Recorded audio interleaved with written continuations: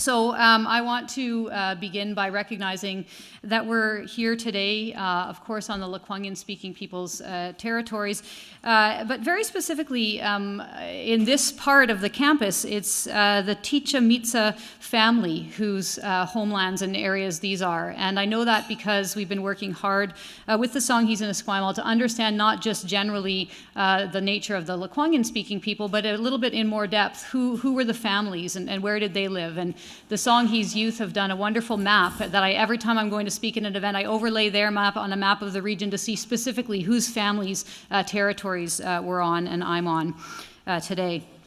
So I just want to acknowledge that, and as I'll say in my remarks, acknowledging territories is a good first step in reconciliation, but it's certainly not nearly enough. But I want to do it anyways because I think it's important and respectful, and I'm a visitor here. I also want to thank Ruth. Where is she? Wonderful Ruth, for organizing today's event and for inviting me. So I'm going to just talk a little bit first about why I think this inclusion project is important. I'm going to recap a little bit of what I've heard this morning, and then I'm going to talk about 3 specific things and then leave you with some thoughts about how we move forward from here. So this inclusion project is important because even though we've patted ourselves on the back a little bit this morning about how awesome Canada is, which it is, of course, this region and this country are still racist. There is still discrimination, and we're not as progressive as we think we are. And I think it's really important to say that, and I think it's really important for the mayor to say that, so I'm saying that. I know this is the case.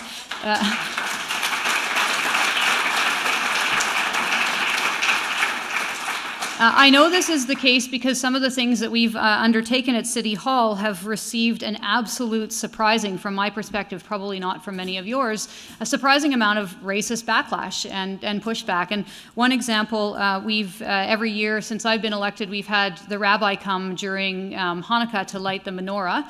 And that's been fine. No one seemed to have a problem with that.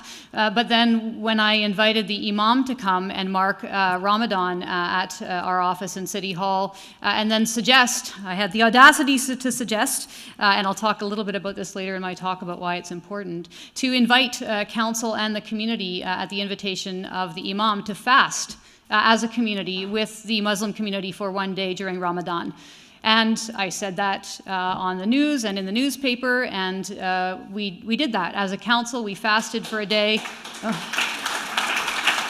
Okay. If there's too much clapping, lunch is going to be really late.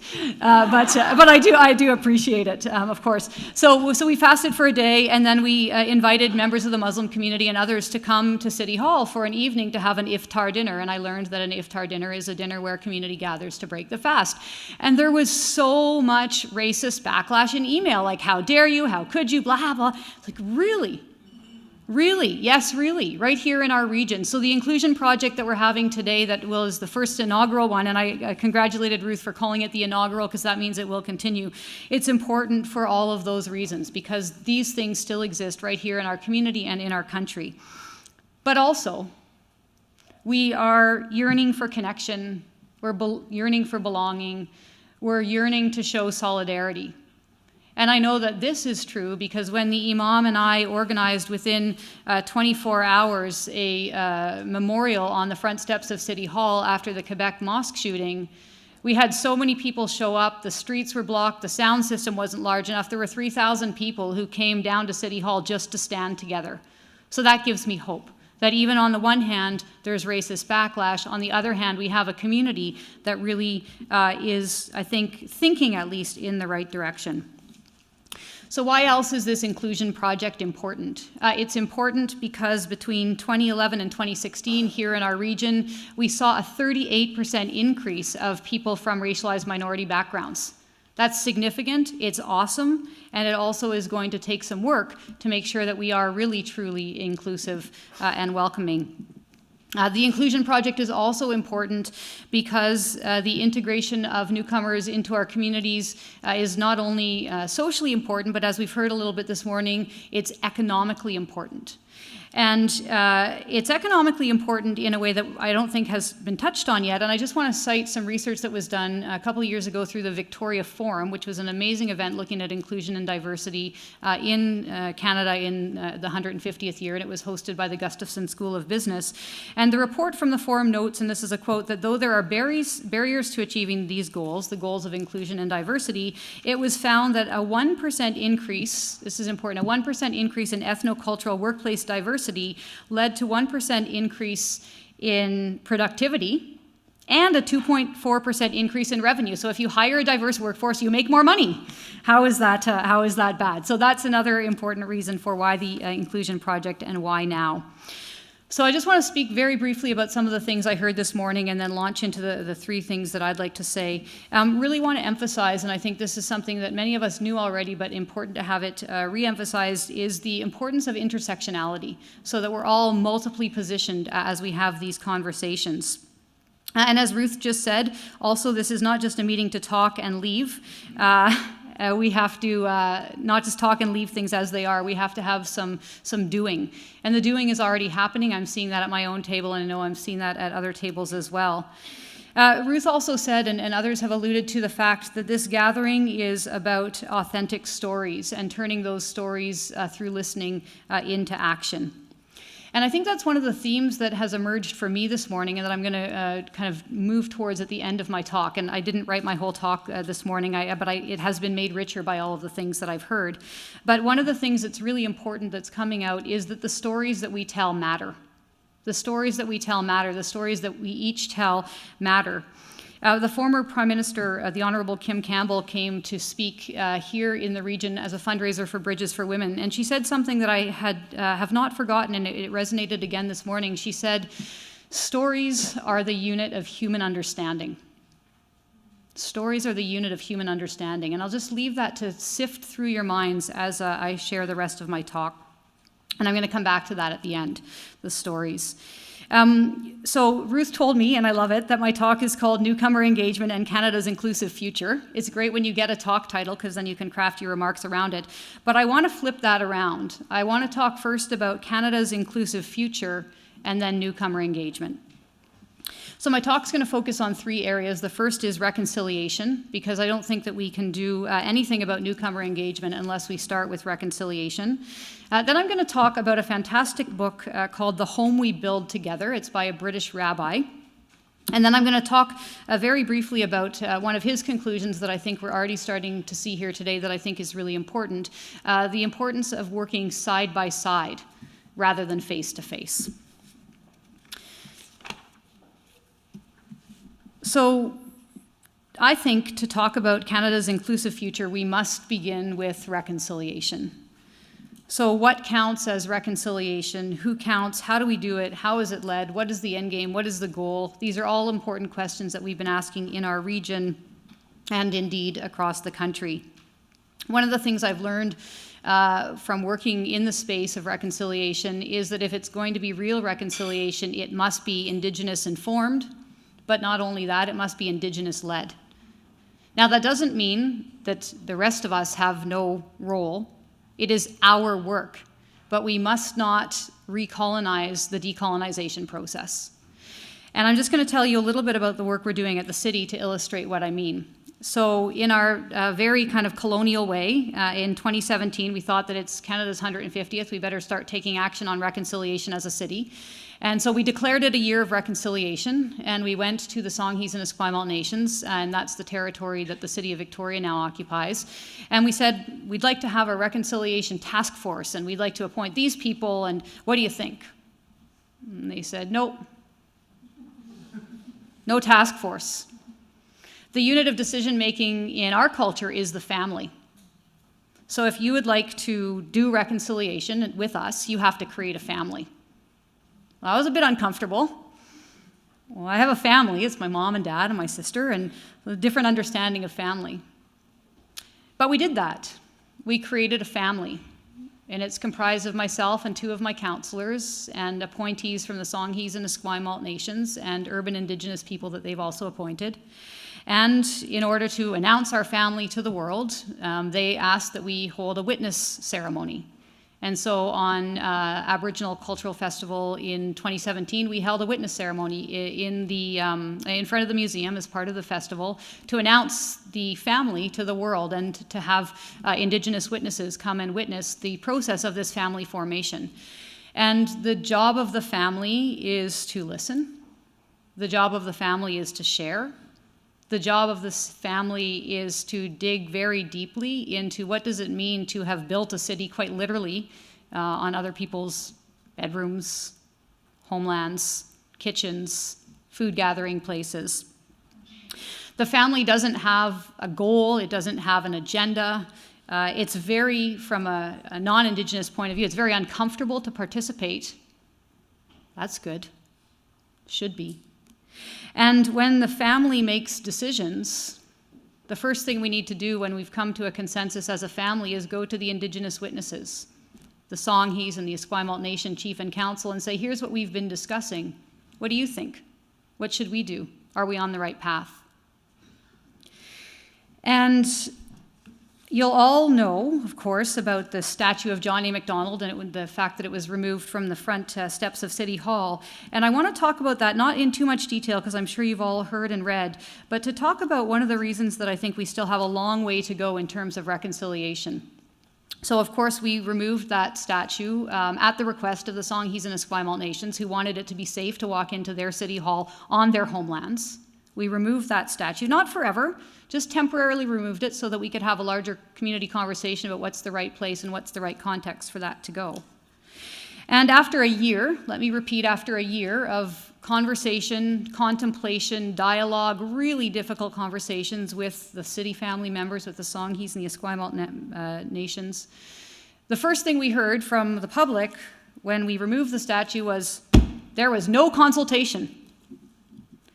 And it made me really realize the level of colonization, discrimination, and indeed invisibilization, because consultation, a year of consultation with First Nations, didn't count as consultation.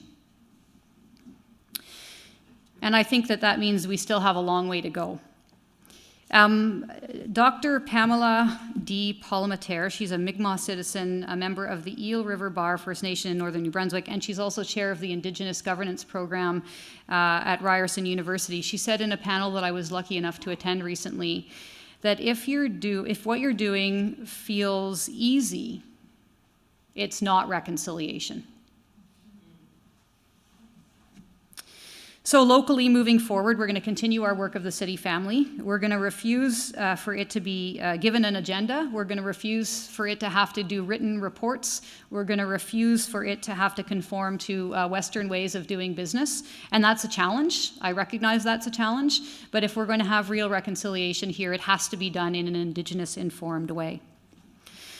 Now, it's also important to talk very briefly about what's happening at a national level, because of course reconciliation is a local project, nation by nation across the country, but it's also a national project. So in February 2018, our Prime Minister said in the House of Commons, and I'm going to quote him, instead of outright recognizing and affirming Indigenous rights as we promised we would, Indigenous peoples were forced to prove time and again through costly and drawn-out court challenges that their rights existed, must be recognized and implemented. Indigenous peoples, like all Canadians, know this must change. So that's good. I'm glad he said that. And what's happened since then is he has mandated his ministers to work on this issue, and so they did a bunch of work and a bunch of consultation, and they released a draft report in September of 2018 and proposed what the legislation would look like. And the Assembly of First Nations was unhappy with the report. And again, I don't want to go into this in too much detail, but I really do want to make a point that if we cannot do reconciliation, if we cannot recognize the rights of the people whose lands these are, how can we possibly do a good job of welcoming newcomers from around the world? All right, I think I was going to read to you what the Assembly of First Nations has said. Maybe I will because it's important, and then I do want to move on to talk about the home we build together and what we can do as to build inclusion here in our region. So what the Assembly of First Nations response to the Government of Canada was, they said the government is proposing that First Nations apply to the federal government for recognition as a nation, and the government will decide whether to accept that application and then advance negotiations. Quite offensive. And then secondly, they had 5 points. Secondly, they said recognition is premised on Crown recognition rather than affirmation of Indigenous peoples' pre-existing inherent legal rights. And so the critique goes on, but again, if we can't get this right as a nation and as a community, then how can we possibly get inclusion right? And so those two things have to go hand in hand. So how do we, and today's conversation is a great part of this, how do we do inclusion as a civil society in the 21st century? Something isn't working. Lots of things are, and today's conversation is a good piece of that. Something isn't working. And so I want to suggest, and I'm not suggesting this as original thought, I want to suggest one different way that we might think about how we do inclusion, and today's conversation is certainly part of that. So I want to cite a really important book. I think it's a really important book. It's called The Home We Build Together, and it's by, as I said, a British rabbi named Jonathan Sacks. And I didn't entirely love the book, but as I was reading it, I remembered when I was a student and I would just like, rah, get so angry and like, I totally disagree with you. And then I'd have a tendency to kind of dismiss the entire thought of the book because I disagreed with some parts. Grown up. And there are some places where I did argue in the margins with this book. But I think it's a key book in how we create and ensure belonging, empowerment, and opportunities for collaboration together in an age of serious division. In an age of the rise of populism, in an era where facts matter less than dangerous echo chambers on social media, in an age where sometimes people's minds are already made up before they have actual information, and in an age when I'm starting to see, and it's troubling, a spirit of both closed-mindedness and closed-heartedness. And I don't feel that in this room today, which is so wonderful and it's so enriching to be here. But when we get into that kind of space, this leads to things like mosque attacks and other intolerable hate crimes. So I'd like to outline the thrust of this book because there's a detailed and compelling argument, and there's also a strong call to action. So I'm going to kind of go into a bit of theory, and I know you're probably even getting hungrier when you hear that the mayor's going to start talking about theory, but I wrote a little heart. I said, please stick with me, heart, in my notes. So that's my invitation. So the theme of The Home We Build Together, this book, is the same question we're grappling with today here at the Inclusion Project. And he asks, and this is a quote, how do you construct a society that respects cultural and religious diversity while at the same time promoting civic equality, social cohesion, and a sense of the common good? This sense of the common good is really important. He says, and this is really important as well, the problem we're facing is not fundamentally a problem with the state. So it's not fundamentally a problem with government, whether it's local, provincial, or national. It's a problem with civil society. It's a belonging problem. He puts it really beautifully. He says, and again, this is a quote, the real arena of collective grace lies with us, the us together, and he's hyphenated that, the us together that we call society. So how do we, as a community, achieve and embody this collective grace? He says, and I agree, that neither the state nor the market have the capacity to deliver inclusion. As Paula said earlier, social inclusion is not something we can leave for others to do. We can't leave it to the state and we can't leave it to the market. So what Sacks says through undertaking a detailed reading of the Hebrew Bible, which I am not going to go into, he says that we need a new social covenant where, and he says, all parties agree to respect one another's integrity as free agents. In a covenant, he says, the parties bind themselves to one another in an open-ended bond of mutuality and loyalty. They agree to share a fate.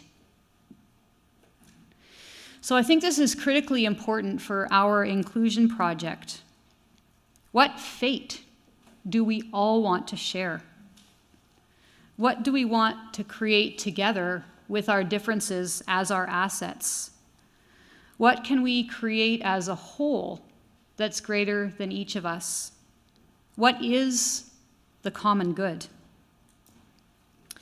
So Sachs goes on later in the book to talk about a covenant as a way of thinking about contemporary society. And it's important to explain what he means by covenant as compared to a social contract. He says social contract is an arrangement between self-interested individuals, whereas a covenant is about creating a we out of multiple I's. And I think a covenant is at the heart of this inclusion project. It's the idea, and again, this is me quoting Sachs, that all of us must come together to ensure the dignity of each of us. Covenant is the politics of the common good. So as it was said earlier, it's not just about including people, and I can't remember which of the speakers said this, and I apologize. Someone said, I will include you, or you will include me. It's rather a shared commitment to dignity in diversity, a shared commitment to the common good. And I just want to read, going back to this notion of the state and the market aren't going to do it for us, so we have to do it for ourselves. Sachs says, and it's in a bit of an extended quote, so I'll read here, there are two ways of getting other people to do what we want. We can force them, that is the answer of power, or we can pay them, that is the answer of the market. He says covenant is a third possibility. We create cooperation not by getting you to do what I want, but by joining together in a moral association that turns you and I into we. I help you, you help me, because there are things we care about together. Covenant is a binding commitment entered into by two or more parties. This next part's really important. To work and care for one another while respecting the freedom, the integrity, and the difference of each.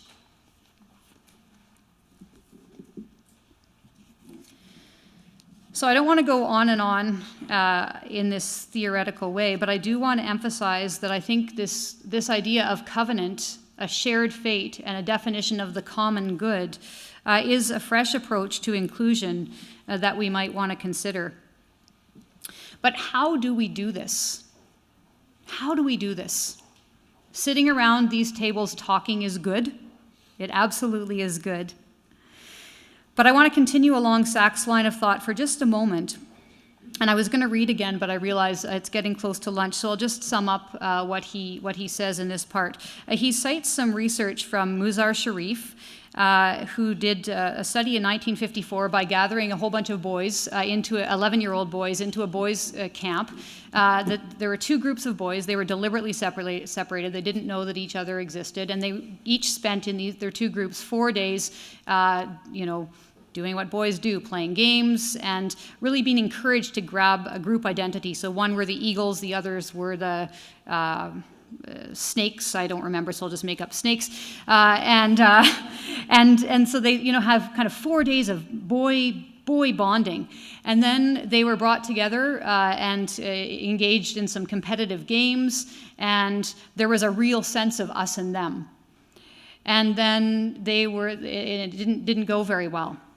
I think that might have been the point of the researchers. And then they, in order to kind of bridge some of this divide, they had another kind of coming together in a dining hall. The two groups, they watched films together, they lit 4th of July firecrackers together, and the hope was that these face-to-face encounters would somehow bridge this divide that had happened between the boys. But that didn't work. And in fact, there were so much kind of us and them, the sense of two groups, that the dining hall experiment ended in a food fight, and the boys had to be separated. But then the researchers created a blockage in the supply of the drinking water to the camp. And the two groups of boys identified that this was a problem facing them both, and they had to come together to figure it out together. And then the camp director said, once that had gone well, working side by side, once that had gone well, the camp director said, okay, well, how about we have a movie night? And then the camp director said, but we don't have enough money for the movie, so you're going to have to find a way to raise money. So again, the two groups of boys came together to raise money for the movie.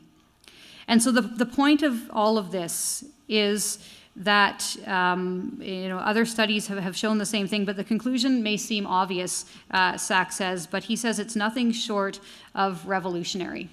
Because all we need, and I'm going to read here again, is a shared task that both of us can achieve together, but neither of us can do alone. It does not need only an elite encounter or a dialogue. What broke down the walls of estrangement and intergroup hostility was simply the necessity of working together to solve a shared problem. This is a paradigm-shifting insight, he says, that side to side works better than face to face. And certainly there are no shortage of problems facing us that we need to roll up our sleeves and work on side by side. Inclusion is one of them, climate change is another, global migration and resettlement is another, affordability is another.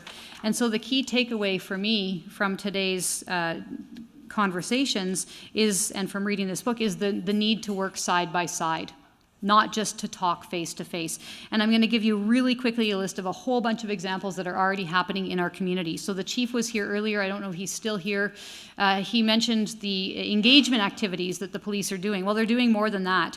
The police are going with Indigenous youth and street-involved Indigenous people to watch hockey games together. They buy the folks tickets to the Royals. They all go watch hockey side by side.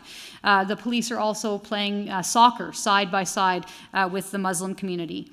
The Victoria Sikh community organized protective human chain around the mosque, side by side, hand in hand. The Ramadan dinner at City Hall that we had, we didn't hire anyone to clean up. And my staff actually suggested this year, should we hire people to clean up the dishes afterwards? No way. We cleaned up side by side afterwards. So we'd had this beautiful dinner together, and then we're washing dishes together.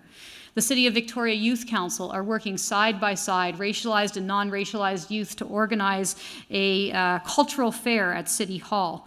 The Employment Opportunity Exchange, which is happening on April 9th, and Fiona can tell you more about that. Again, side by side, working together to find culturally appropriate and culturally sensitive and build cultural competency of our business community. The South Island Prosperity Project, working side by side with Indigenous communities. 7 nations are members of the Prosperity Project, and things like the Songhees Innovation Center are coming to life by working side by side. So to wrap up, my opinion and my feeling and my experience today is that really it is at civil society and not the market and not the state where inclusion is going to happen most quickly and most wholeheartedly. And the questions that I want to leave all of us with are, what kind of covenant do we want to make with each other? And I have a sense that the covenant that we want to make with each other has something to do, and this is going back to earlier today in my earlier remarks, something to do with honoring and holding up each other's stories. And as we honor and hold each other's stories up, what kind of shared fate do we want to create together? And what is our collective definition of the common good, where the dignity of each is recognized? Thank you so much.